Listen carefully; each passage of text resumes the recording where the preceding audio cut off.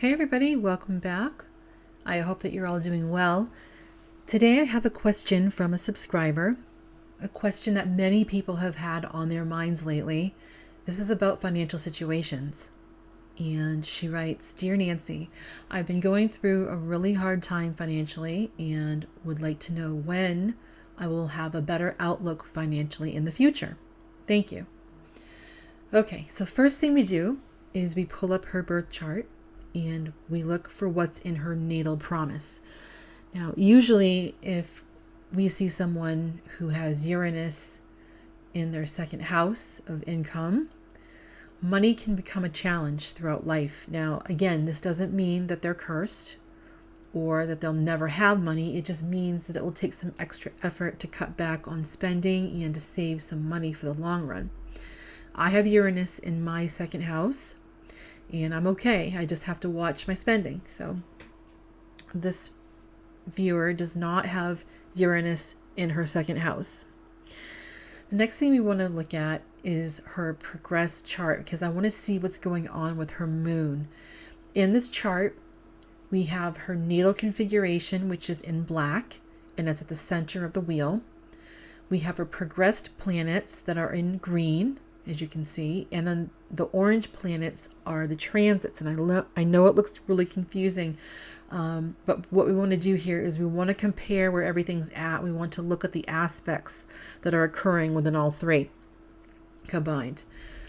As you can see, her progressed moon over here in green has just moved past some pretty hard aspects to her natal Saturn, as well as transiting Saturn within the past year. Whenever you see the progressed moon squaring transiting Saturn or natal Saturn, it can indicate some financial challenges going on. And it looks like her progressed moon is starting to pull away from these squares, which is good. Saturn is moderately slow, so it takes time, but it won't be much longer until the progressed moon makes that trine with the transiting Saturn and a sextile with her natal Saturn all at the same time. And that's when she'll be in a much more prosperous situation. The other good news is that transiting Jupiter is going to be entering Taurus in just a few weeks. And Taurus is all about stability. It's the natural ruler of the second house of income. And Jupiter is very good luck. And it's all about expansion. And this is going to be happening all in her 11th house, which is the house of financial gains. So things will be shifting here very soon. And in addition to that, there's going to be a new moon right there in Taurus in her 11th house on May 19th. New moons are about setting new intentions, manifesting what you desire. So if you're listening, I want you to make a wish list and dream big, okay? And when the full moon in Taurus happens 6 months later in that same house, you're going to start seeing some changes, okay?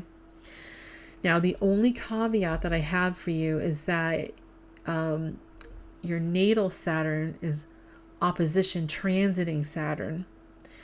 And every time we have a hard aspect between natal and transiting Saturn, be it a square, an opposition, or a conjunct, which is called your Saturn return. I have a video on that. We can expect to see a bumpy ride.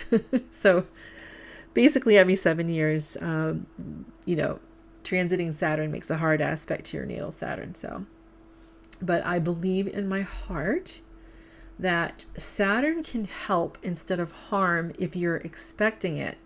So Saturn's the disciplinarian, but it's also the coach. It's the one who wants to get things done and done right. So use that energy and prepare. Be cautious when it comes to spending your money. Plan for a rainy day, okay? So that's what I've got for you. I'm ending this session with a prayer for you. I'm asking all your angels and spirit guides to stand by you and protect you at all times and to help you make the right decisions in your life. Okay, take care. Much love. Bye-bye.